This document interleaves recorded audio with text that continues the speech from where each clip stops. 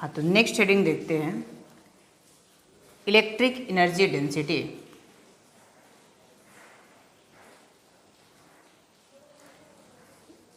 Electric energy density.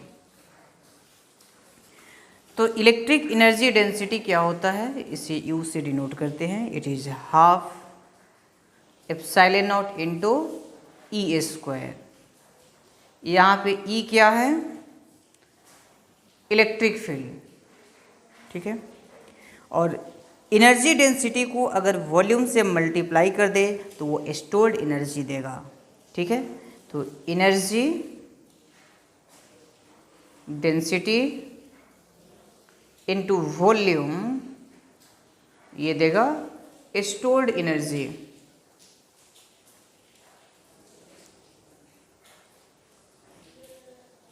Stored energy, ठीक है।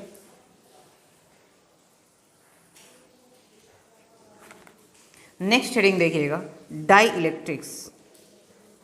Die electrics अच्छा, सबसे पहले है कि डाइलेक्ट्रिक किसको बोलते हैं, जो इंसुलेटर होता है ना उसी को डाइलेक्ट्रिक बोलते हैं। किसको, इंसुलेटर को डाइलेक्ट्रिक बोलते हैं। तो एक डाइलेक्ट्रिक स्लैब है, इसके मॉलिक्यूल्स बनाते हैं। तो मॉलिक्यूल्स कुछ ऐसे हैं, पॉजिटिव नेगेटिव, नेगेटिव पॉजिटिव, कोई फिक्स नहीं है, जैसे है पॉजिटिव नेगेटिव, नेगेटिव पॉजिटिव, ये रैंडमली इसके मॉलिक्यूल्स हैं। लेकिन ये जो भी होंगे वो रेस्ट में होंगे, ठीक है। ये क्या है, मॉलिक्यूल्स हैं। ये मॉलिक्यूल्स चल नहीं सकते हैं क्योंकि ये इंसुलेटर है। इंसुलेटर के अंदर कोई भी मॉलिक्यूल मोशन नहीं करता है, वो रेस्ट में होता है, ठीक है। तो ये मॉलिक्यूल्स चल नहीं सकते हैं। अगर इसे इलेक्ट्रिक फील्ड में रखें, एक एक्सटर्नल इलेक्ट्रिक फील्ड में रखें, एक्सटर्नल इलेक्ट्रिक फील्ड में रखें, तो जब इलेक्ट्रिक फील्ड के अंदर ले जाएंगे तो आप जानते हैं कि इलेक्ट्रिक फील्ड में अगर पॉजिटिव चार्ज को रखते हैं तो इलेक्ट्रिक फील्ड के डायरेक्शन में फोर्स लगता है, और नेगेटिव चार्ज को रखते हैं तो इलेक्ट्रिक फील्ड के अपोजिट डायरेक्शन में फोर्स लगता है। तो यहाँ पे क्या होगा कि जो पॉजिटिव चार्ज है इस पे इलेक्ट्रिक फील्ड के डायरेक्शन में फोर्स लगेगा, और जो नेगेटिव चार्ज है इस पे इलेक्ट्रिक फील्ड के अपोजिट डायरेक्शन में। यहाँ भी पॉजिटिव पे इधर, नेगेटिव पे इधर, पॉजिटिव पे इधर, नेगेटिव पे, हर एक मॉलिक्यूल पे ऐसे ही लगेगा। नेट फोर्स तो अगर जीरो भी है, नेट फोर्स तो जीरो है, लेकिन इसमें टॉर्क तो जीरो नहीं होगा। आप खुद सोचो कि ऐसे एक बॉडी रखा हुआ है, एक फोर्स इधर से लगाए, एक फोर्स इधर से लगाए, बराबर भी लगाएंगे तो इसमें रोटेशन तो होगा ना। रोटेशन हो रहा है तो ये रोटेशन किसके वजह से हो रहा है, टॉर्क के वजह से। तो सभी मॉलिक्यूल पे टॉर्क लगेगा, जिस टॉर्क के वजह से मॉलिक्यूल अलाइन करेगा, ठीक है। मॉलिक्यूल अलाइन करेंगे, अलाइन करेंगे कहने का मतलब है कि अगर ये डाइलेक्ट्रिक स्लैब है, ये क्या है, डाइलेक्ट्रिक स्लैब या इंसुलेटिंग स्लैब आप बोल दो, insulating slab, insulating slab, insulating slab है, ठीक है। अब ये इलेक्ट्रिक फील्ड अप्लाई करने की वजह से इसके मॉलिक्यूल्स ऐसे आ जाएंगे कि देखो पॉजिटिव पे इधर फोर्स लगा, नेगेटिव पे इधर, तो ये ऐसे अलाइन कर जाएगा, इधर पॉजिटिव इधर नेगेटिव, यहाँ वाला इधर पॉजिटिव इधर नेगेटिव, इधर पॉजिटिव इधर नेगेटिव, इधर पॉजिटिव इधर नेगेटिव, ठीक है। और हर एक मॉलिक्यूल ऐसे ही अलाइन करेंगे। क्योंकि सब पे फोर्स ऐसे ही लग रहा है।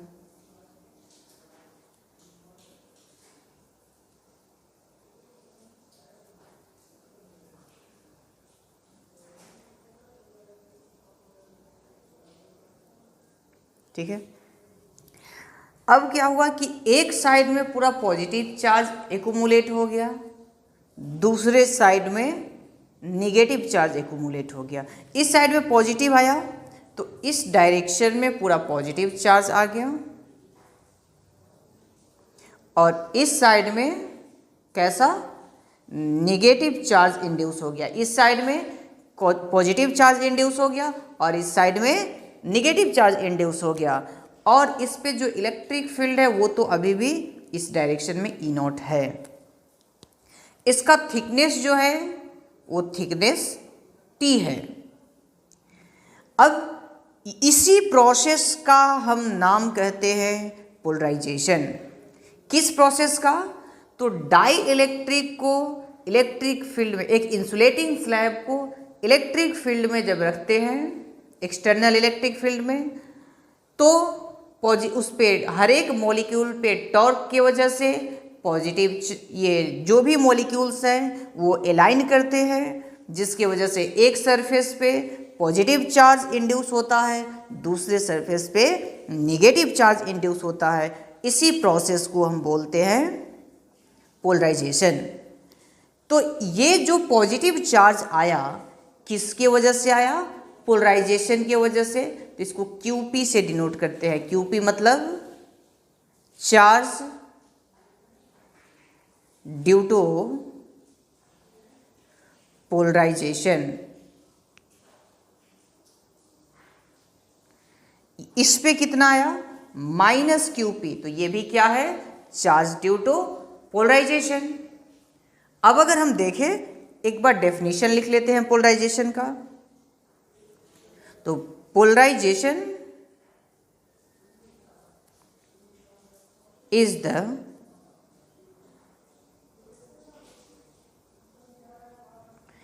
alignment of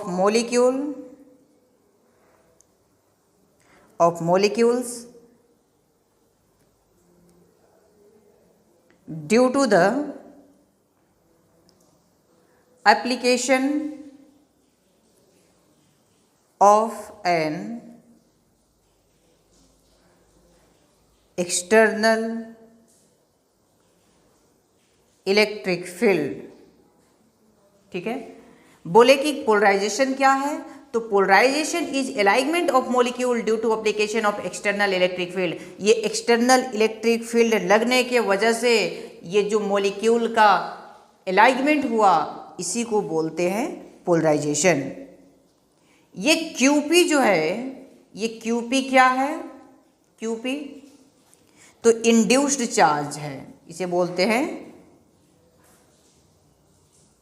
इंड्यूस्ड चार्ज, या इसे बाउंड चार्ज बोलेंगे। इंड्यूस्ड चार्ज या बाउंड चार्ज। नेक्स्ट देखिएगा,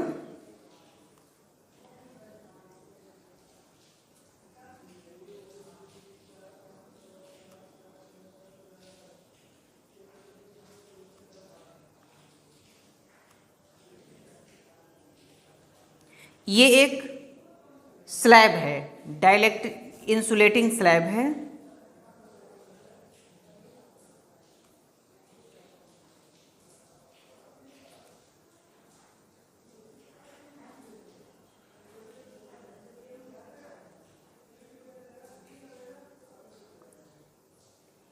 ठीक है, एक इंसुलेटिंग स्लैब है जिसका ये लेंथ है L, ये ब्रेथ है B, और ये थिकनेस है T। ठीक है, अगर इसका सरफेस एरिया बोले, ये वाला सरफेस एरिया जो साइड से है, तो ये सरफेस एरिया क्या हो जाएगा? L into B surface area. अगर बोला जाए इंड्यूस्ड चार्ज डेंसिटी, तो इंड्यूस्ड चार्ज डेंसिटी को सिग्मा से डिनोट करते हैं। पोलराइजेशन की वजह से इंड्यूस हुआ तो इसे बोलते हैं सिग्मा पी। तो चार्ज डेंसिटी क्या होता है? Charge upon area. तो ये पोलराइजेशन की वजह से चार्ज है, तो क्यू पी अपॉन एरिया और क्यू पी, ठीक है। तो इसे ये भी हम बोल सकते हैं sigma p equals to q p upon area क्या होता है? Length into breadth. तो ये भी बोल सकते हैं।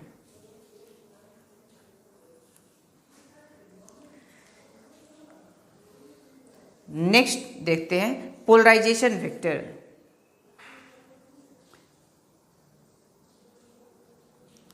पोलराइजेशन वेक्टर, तो ये पोलराइजेशन वेक्टर क्या होता है?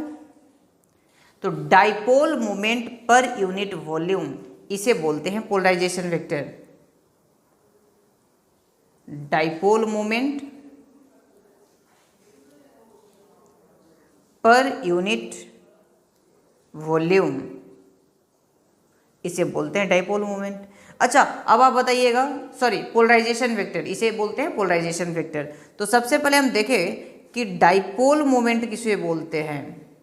डाइपोल मोमेंट, तो डाइपोल मोमेंट जो होता है ना, ये चार्ज इनटू, जैसे डाइपोल में पहले पढ़ा चुका हूँ, दो इक्वल एंड अपोजिट चार्ज, तो प्लस क्यू चार्ज और माइनस क्यू चार्ज, इसके बीच का डिस्टेंस डी। तो डाइपोल मोमेंट क्या होता है? Product of positive charge and distance between them. तो चार्ज है क्यू, इसके बीच का डिस्टेंस है डी, तो ये बोलते हैं डाइपोल मोमेंट।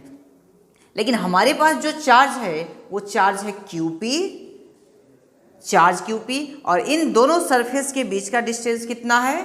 टी, तो डिस्टेंस है टी। तो पोलराइजेशन वेक्टर क्या हो जाएगा? पोलराइजेशन वेक्टर, पोलराइजेशन वेक्टर ये हो जाएगा, हाँ तो अभी बताइए कि dipole moment per unit volume, तो ये है डाइपोल मोमेंट क्यूपी टी, ये dipole moment per unit volume. तो इसका वॉल्यूम कैसे निकलेगा? क्यूबॉइड शेप है ना, तो length into breadth into height, तो एल बी टी, टी से टी कैंसिल, ये आएगा q p upon l b. और ये q p upon l b जो है ये सिग्मा पी था, यानी कि इंड्यूस्ड चार्ज डेंसिटी। तो हम बोलेंगे कि पोलराइजेशन वेक्टर जो है ये इंड्यूस्ड चार्ज डेंसिटी के बराबर है।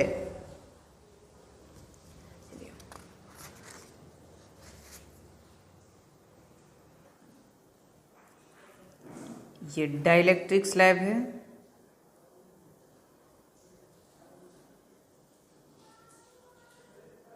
तो पोलराइजेशन की वजह से इस साइड पे जो चार्ज इंड्यूस हुआ है वो क्यूपी हुआ है, और इस साइड में निगेटिव चार्ज इंड्यूस हुआ है वो माइनस क्यूपी।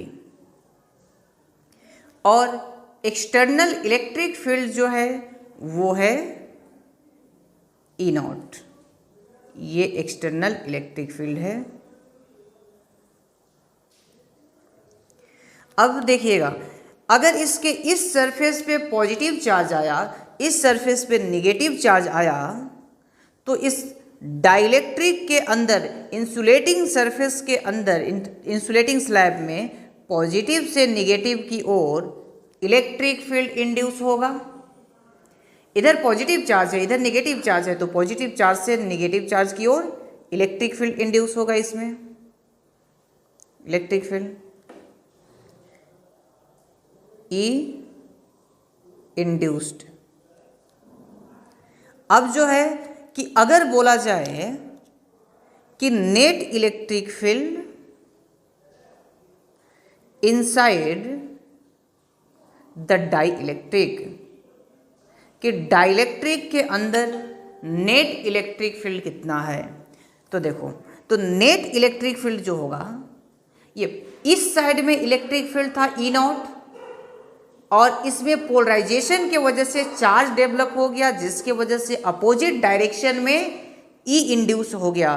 तो नेट इलेक्ट्रिक फील्ड हम क्या बोलेंगे, E naught minus E induced net electric field. आप ऐसे सोचें ना कि अगर एक ब्लॉक है, इस पे इधर से फोर्स लग रहा है 10 न्यूटन, इधर एक फोर्स लगने लगा 2 न्यूटन, तो नेट फोर्स हम क्या बोलते हैं, 10 माइनस 2। तो इधर इलेक्ट्रिक फील्ड था क्या, ई नॉट, अपोजिट डायरेक्शन में इसके अंदर में इंड्यूस हो गया ई इंड्यूस, तो ई नॉट में से ई इंड्यूस को माइनस कर देंगे तो नेट इलेक्ट्रिक फील्ड पता चल जाएगा। अब अगर पूछा जाए ये ई क्या है, नेट इलेक्ट्रिक फील्ड, तो नेट इलेक्ट्रिक फील्ड ज़्यादा है या ई नॉट, तो पहले से इंड्यूस चार्ज था ई नॉट, पहले से जो इलेक्ट्रिक फील्ड था वो था ई नॉट, और इंड्यूस्ड इलेक्ट्रिक फील्ड इधर है, तो अगर ई लेस देन ई नॉट तो ई का वैल्यू जो होगा ये हो जाएगा ई नॉट अपॉन के। क्या बोले कि इंड्यूस्ड इलेक्ट्रिक फील्ड इस डायरेक्शन में है, तो इस इलेक्ट्रिक फील्ड से जो पहले से इलेक्ट्रिक फील्ड था, एक्सटर्नल इलेक्ट्रिक फील्ड, उससे कम होगा इंड्यूस्ड इलेक्ट्रिक फील्ड, तो नेट इलेक्ट्रिक फील्ड कितना होगा, ई नॉट अपॉन के। मीन्स जो एक्सटर्नल इलेक्ट्रिक फील्ड है उसको के से डिवाइड कर दे, और ये के जो है के इज ग्रेटर देन 1। तो यहाँ से अगर के का वैल्यू हम फाइंड करते हैं तो के का वैल्यू आ जाएगा ई नॉट अपॉन ई, यहाँ से के का वैल्यू ई नॉट अपॉन ई, तो के है ई नॉट, ई का वैल्यू क्या है, ई नॉट माइनस ई इंड्यूस्ड, ये के का वैल्यू है। ये के क्या है, के डाइलेक्ट्रिक कांस्टेंट है, डाइलेक्ट्रिक कांस्टेंट। तो अगर हमें डाइलेक्ट्रिक कांस्टेंट को डिफाइन करना है, के को डाइलेक्ट्रिक कांस्टेंट बोलते हैं, इस डाइलेक्ट्रिक कांस्टेंट को डिफाइन करना है तो हम कैसे डिफाइन करेंगे, it is ratio of external electric field to induced net electric field. ये जो एक्सटर्नल इलेक्ट्रिक फील्ड था वो था, और ये जो है डाइलेक्ट्रिक के अंदर जो नेट इलेक्ट्रिक फील्ड वो है। मीन्स डाइलेक्ट्रिक कांस्टेंट क्या है, तो ये एक्सटर्नल इलेक्ट्रिक फील्ड और डाइलेक्ट्रिक के अंदर नेट इलेक्ट्रिक फील्ड का रेशियो है। तो इसे डेफिनेशन इसका लिख ले, the dielectric constant of any dielectric is equal to the ratio of electric field outside the dielectric to inside the dielectric, and it is always greater than 1। ठीक है, ये हमेशा 1 से, ये 1 है, it is always greater than 1। अब खुद सोचो, यहाँ बोले कि ई जो है ये छोटा है, ई नॉट बड़ा है, न्यूमरेटर बड़ा है, डिनोमिनेटर छोटा है, तो न्यूमरेटर को अगर बड़े नंबर को छोटे नंबर से डिवाइड करेंगे तो हमेशा ये 1 से बड़ा आएगा, यानी कि डाइलेक्ट्रिक कांस्टेंट का वैल्यू हमेशा 1 से बड़ा होगा। तो अभी जो हम देखे थे अभी तुरंत ये formula, K equals to E naught upon E naught minus E induced. तो इसको इधर मल्टीप्लाई करें, के को इधर मल्टीप्लाई करें तो हमारे पास आ जाएगा E naught minus E induced equals to E naught upon K.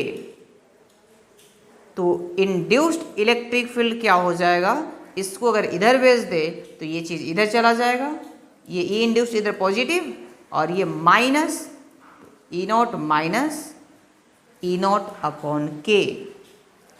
तो यहाँ पे ई इंड्यूस्ड क्या हो जाएगा, ई नॉट कॉमन ले लेते हैं तो 1 माइनस 1 अपॉन के। तो अगर कभी भी पूछे कि इंड्यूस्ड इलेक्ट्रिक फील्ड कितना होगा तो इंड्यूस्ड इलेक्ट्रिक फील्ड होगा ई नॉट मतलब external electric field into 1 minus 1 upon dielectric constant. एक कैपेसिटर है, तो कैपेसिटर के इस प्लेट पे पॉजिटिव चार्ज है Q पॉजिटिव चार्ज और इस पे माइनस Q चार्ज है। तो अब देखो कि कैपेसिटर पे अगर चार्ज है तो इसमें एक इलेक्ट्रिक फील्ड तो होगा ही पॉजिटिव से नेगेटिव की ओर, तो इसे हम ले लेते हैं ई नॉट, यही एक्सटर्नल इलेक्ट्रिक फील्ड। और इस कैपेसिटर के अंदर अगर हम डाई इलेक्ट्रिक रखें, एक्चुअली हमें डाइलेक्ट्रिक कैपेसिटर में रखना था इसलिए हम वो एक्सटर्नल फील्ड पहले बस ऐसे पढ़े, अब कैपेसिटर में रख के देखते हैं। तो जैसे इस डाइलेक्ट्रिक को कैपेसिटर के अंदर रखेंगे तो कैपेसिटर के अंदर इलेक्ट्रिक फील्ड था, उस इलेक्ट्रिक फील्ड में आ गया तो इस साइड में और इस साइड में चार्ज पोलराइज हो जाएगा, पोलराइजेशन के चार्ज की वजह से चार्ज आ जाएगा। इसके बीच का डिस्टेंस d है, ये डाई इलेक्ट्रिक है, ये डाई इलेक्ट्रिक। तो अगर सिग्मा निकाले चार्ज डेंसिटी तो चार्ज डेंसिटी क्या होगा, charge upon area.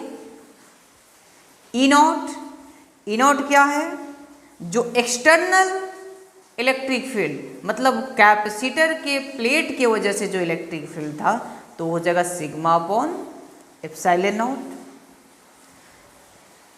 Polarize charge density तो पोलराइज चार्ज अपॉन एरिया, इसका एरिया और इसका एरिया सेम है तो एरिया।